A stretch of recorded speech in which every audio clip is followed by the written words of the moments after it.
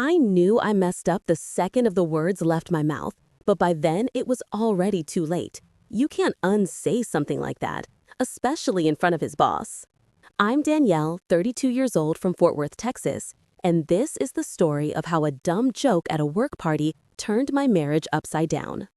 So last Friday, my husband Troy, he's 37, invited me to his company's end-of-year work party. To be honest, I wasn't all that excited to go. These corporate events are always awkward, and I never really know what to talk about with his coworkers.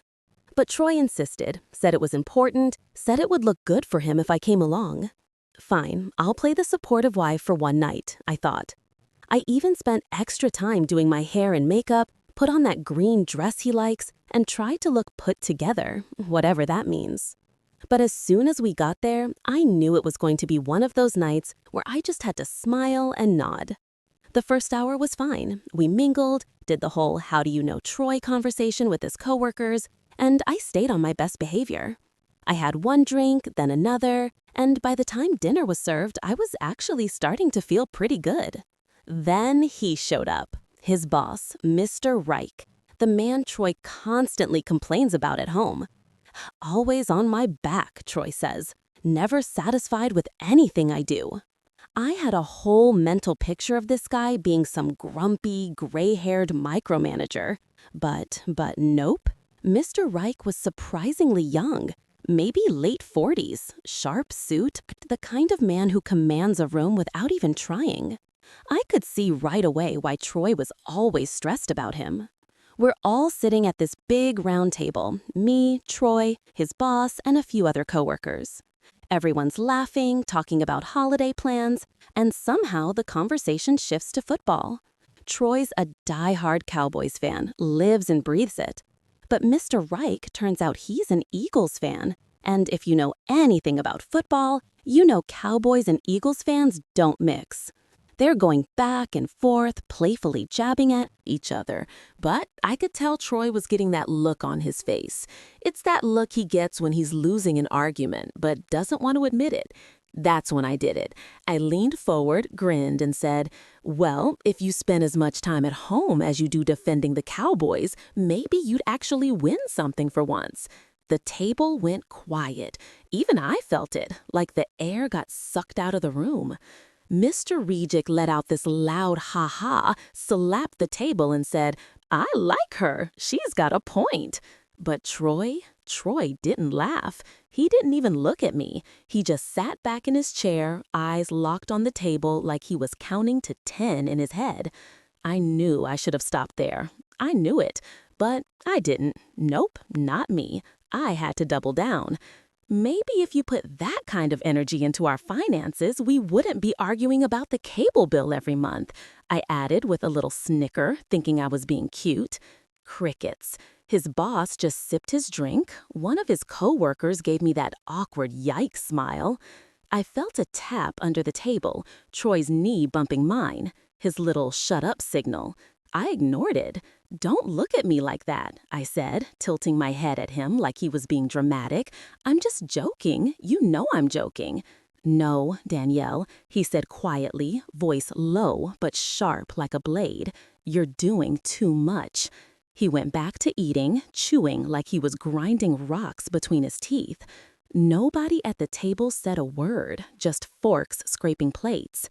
I tried to brush it off like it was no big deal, but inside I felt it, that gut feeling that I pushed too far. The rest of dinner was uncomfortable. Troy barely spoke to me. When he did, it was short, one-word answers, like, "Yeah," and "I'm fine." I should have apologized. I know I should have, but I didn't. I was still in that "I'm right, he's overacting" mode. But then, after dinner, Mr. Rejic brought it up again. "Man, Danielle, you're funny," he said, clapping Troy on the back. "She really keeps you on your toes, huh?" Troy didn't even fake a laugh, just nodded and said, "Yep." That's when I knew it wasn't just about the joke, it was about respect. And I knew I just embarrassed him in front of the one person he's been trying to impress all year. After dinner, we were all supposed to head to the bar area for drinks. Troy didn't even ask if I wanted to stay. He just grabbed his coat, turned to me, and said, "Let's go." I smiled at everyone, waved, and said, "Oh, guess it's my bedtime, huh?" trying to play it off. No one laughed. We didn't speak the whole ride home, not a word. He was driving like he was mad at the gas pedal, foot heavy, eyes forward, jaw tight. I sat there scrolling on my phone, pretending I didn't care, but I kept glancing at him from the corner of my eye. When we pulled into the driveway, I tried to break the ice. "You're really gonna be mad over that? It was just a joke, Troy." He sat there for a second, hands still on the wheel, breathing slow and deep, like he was giving himself one last chance to calm down. Then he turned to me, looked me dead in the eyes, and said, "Nah, Danielle, it's not just the joke. It's you. I'm tired of this." He got out, slammed the door, and walked inside. Didn't wait for me, didn't hold the door open like he usually does, just left me sitting there. I stayed in the car for a minute, heart racing, half mad, half confused. What did I do wrong? It wasn't that serious. It was a joke. Men joke with each other like that all the time. Why is it different when I do it? I walked in, still defensive, ready to argue, but he wasn't in the living room. He was upstairs. I followed him, still in my heels, calling after him. "Troy, seriously, you're really gonna act like this?" I found him in our bedroom, packing a bag. "A bag? What are you doing?" I asked, hands on my hips. "Where are you going?" He zipped it up, looked at me, eyes tired but firm. "I'm done, Danielle." "Done with what?" I laughed, thinking he was bluffing. "Oh, come on, you're not going anywhere over a joke." But he didn't answer. He grabbed his bag, brushed past me, and went downstairs. I followed him, still trying to win the argument. "You're being ridiculous," I said, still in that I'm not chasing you, Troy. If you want to be stupid, be stupid. He got to the door, looked back at me, and said the words that finally hit me. "You never know when to stop, Danielle. That's the problem." Then he walked out. I stood there, still thinking he'd come back in a few minutes, but when I heard his car start and saw the taillights disappear down the street, that's when it hit me. I stood there at the front door for a while, just staring at the empty street, like he'd turn around any second. I even pulled out my phone, half expecting a "come outside" text, but nothing, just silence. I shut the door, locking it like that meant something, and leaned against it, arms crossed, biting the inside of my cheek. He'll be back. He always comes back. We've had arguments worse than this, and he's never left for more than an hour. I went upstairs, still in that stupid green dress, heels clicking against the floor, and sat on the edge of the bed. The side of the bed looked so empty. The pillow was still dented from where he'd slept the night before. I stared at it, but instead of feeling sad, I felt annoyed. He's so dramatic. Grabbing my phone, I texted him, "Where you at?" No response. Okay, so now he wants to play hardball. I set the phone down and got up, walking into the closet where I saw that space where his bag used to be. He really took his duffel bag, like he's going on a trip or something. How ridiculous. My first thought, I should call his mom. Oh, yeah, he hates that. He always says I run to his mom like I'm tattling on him. But I didn't do it. I knew if I did, she'd probably side with him, and I wasn't about to hear a lecture tonight. So instead, I called my sister Rachel. "Rachel." She answered on the third ring. "What's up?" I sighed, flopping onto the bed. Troy's being stupid. "Uh-oh, what you do this time?" she said, laughing. What did I do? I sat up, offended. "Why do you always assume it's me?" "Because it's usually you, Danielle," she said bluntly. "What happened?" I told her everything. The party, the joke, the whole scene at the table. I made it sound like it was nothing. Of course, just a little playful back and forth. No big deal. I even threw in a few "he's so sensitive" comments for good measure. Girl, Rachel's voice got real quiet. You said that in front of his boss? Yeah, so it's not like I lied, I shot back, annoyed that she wasn't taking my side. He's always talking about how stressed out he is at work, so maybe if he handled things differently, he wouldn't be so. Danielle, Rachel cut me off, voice sharper this time. You disrespected him in front of his boss. Men don't play about that. You made him look small. I sat there silent for a second. Okay, but it was just a joke. He's being childish. Was he laughing? She asked. No, then it wasn't a joke. Her words hung in the air, heavy. I hate when she says stuff that makes too much sense. I changed the subject. Anyway, he left, packed a bag and everything. Wait, he left like left? Yep, I said, tossing a pillow across the room, acting like he's done or something. I'm not chasing him though. If he wants to throw a fit, that's on him. Girl, you might want to fix this, she said.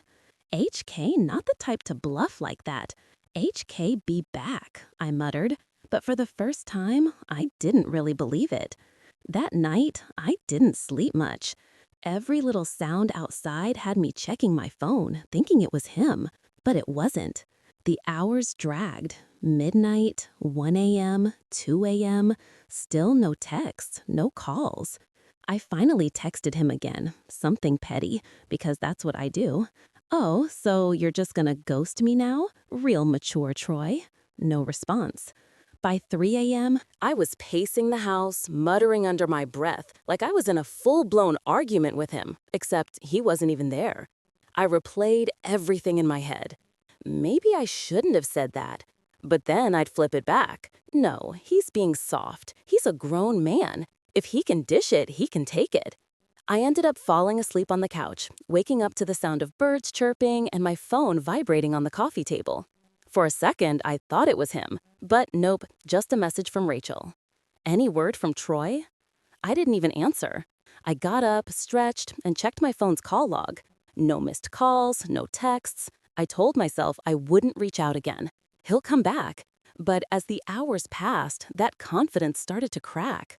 By noon, I was standing at the kitchen counter, tapping my nails on the countertop, debating whether to call him.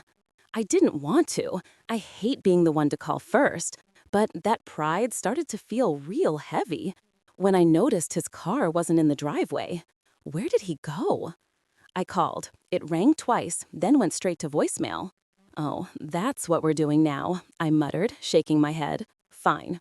2 more hours passed. Nothing. I started to wonder if he was staying with one of his friends.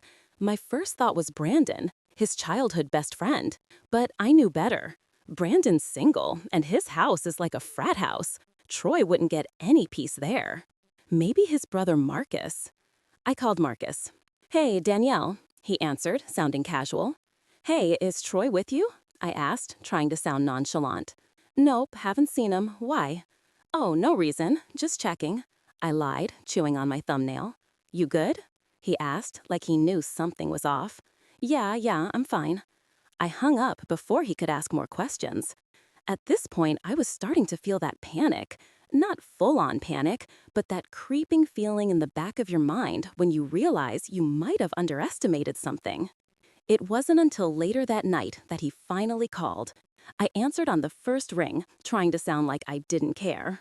Wow, finally remembered you. Have a wife, I said, leaning on the counter with one hand. Danielle, he said, voice calm but cold. We need to talk. Oh, so now you want to talk? Where were you last night, huh? Don't do that, he said, cutting me off. I'm not playing games with you. I'm the one playing games. You're the one who stormed out like a teenager.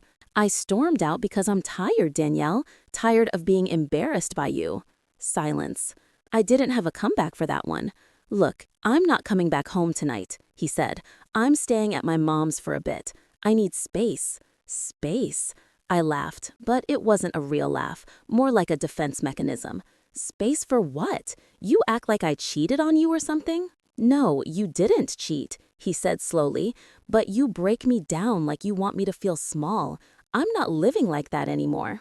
My chest tightened. Wow, so now I'm the bad guy? I said, leaning all the way into the victim role. "You're walking away from our marriage because of a joke?" He sighed. I could hear him rubbing his face, like he always does when he's frustrated. "This isn't just about last night, Danielle," he said quietly. "It's everything. It's the way you talk to me. It's the way you act like you're always right. I can't win with you. I'm done trying." My heart started pounding. "You're really doing this?" I asked, my voice cracking. "You're really throwing away our marriage?" "No, you threw it away," he said, and his words hit harder than I expected. "I'm just walking away from the mess." I heard the click of the call ending before I could respond. I sat there stunned, phone still pressed to my ear, like he might come back on the line. He didn't. I sat there for a long time, phone still in my hand, staring at the call-ended screen, like it might change. My throat felt tight, but I didn't cry. I don't cry over stuff like this. He'll be back. He always comes back. But as the minutes ticked by, something about this time felt different. I called him back, straight to voicemail. Called again, voicemail. I wasn't about to leave a message. I'm not that desperate. I scrolled him. Rachel's name hovered over it. Then changed my mind. I knew what she'd say anyway. She'd hit me with that, "Well, you did kind of push him too far this time," speech, and I didn't have the energy to hear it. So I sat. By the second day, I started feeling that shift in my chest. You know that feeling, when you start replaying everything and actually hearing what the other person said. His words echoed in my head like a song I couldn't turn off. "You break me down, like you want me to feel small. I'm not living like that anymore. I'm done trying." I hated those words because for the first time, I couldn't spin them into something that made me feel better. I couldn't blame him for being too sensitive or dramatic or immature. It wasn't him this time. It was me. But even then, I didn't call. My pride wouldn't let me. Instead, I did something worse. I posted on Facebook. Funny how people think they're the victim when they're the problem all along. "Stay gone if you want to. I'm good over here." I threw in a selfie for good measure, all DE'd up like I had somewhere important to be, when in reality, I hadn't left the house in 48 hours. I sat back, watching the comments roll in. "Girl, you deserve better. If he can't handle you at your worst, he doesn't deserve you at your best." Exactly the type of energy I wanted. Validation on demand. A couple of my friends texted me too, and I ate it up like dessert. "Yeah, I'm good. I'm always good." But when the third night hit, that phone, too quiet, no "where are you" texts, no missed calls, nothing. It was like I didn't exist. That night, I broke. I found myself staring at our wedding photo on the mantle, just standing there like it was a crime scene. My smile looked forced in the picture now. His eyes looked tired, and I couldn't unsee it. I never noticed it back then, but now it was glaring. Was he tired then too? I sat on the couch with that old wedding photo in my lap, turning it over in my hands. The back had a date scribbled in Sharpie, April 22nd, 2016. I ran my thumb over it, trying to convince myself that none of this was my fault. I gave him everything, didn't I? I cooked, I cleaned, I stayed when he had nothing. I held it down. But the other voice in my head was louder this time, the one that didn't need Rachel or anybody else to check me. It whispered, "You never apologized." I ignored it, flipped the picture back over and set it down on the coffee table. I didn't owe him an apology. He overreacted. Heck, a grown man. He could have stayed and talked it out, but he ran like a kid. That's on him. That's what I told myself anyway. But by the fifth night, I knew I messed up. No texts, no calls, not even a "how are the kids" text. And that's when I knew it was serious. Even if we were arguing, Troy always checked in on the kids. I knew he loved them more than anything. So when I didn't hear from him, my heart started racing in a way it hadn't before. I called him again, voicemail. I left a message this time. I tried to sound strong, but my voice cracked halfway through. Hey, I was just calling to see how you're doing. The kids miss you. So, yeah, just call me back or whatever. Click. I hated how weak I sounded. I hated how real it was starting to feel. A week later, I got served divorce papers right there on my front porch, handed to me by some random guy in a polo shirt, like it was just another Tuesday. I snatched them out of his hand and slammed the door. Unbelievable, I muttered, tearing them open.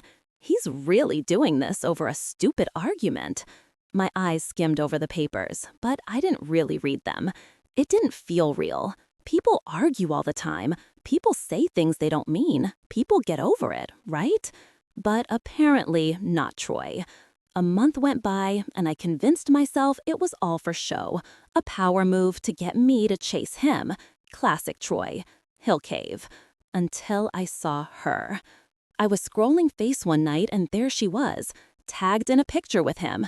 Some girl named Leanne. Blonde, skinny, one of those I wake up at 5 a.m. To do yoga types, I clicked on her profile. It was wide open. Rookie mistake. Her bio, blessed beyond measure. I rolled my eyes so hard I got dizzy. But then I saw it. A picture of them at a restaurant. He had his arm around her, big smile, bigger smile than I'd seen from him in years. She had a caption under it too. Thankful for this man. This man? This man. My chest started burning. I sat up straight, scrolling through every single post, every tag, every little heart emoji. It was like digging through my own grave. This woman, this Leanne, was living the life I built. She was eating the food I taught him to like. She was reaping the benefits of my hard work. He didn't even wait. He didn't pause. He didn't grieve. He just moved on. I clicked on his page and scrolled through his posts. Nothing. He never even mentioned the divorce. Not one post about being free or finding peace. Just silence. But that picture on her page, that picture said everything.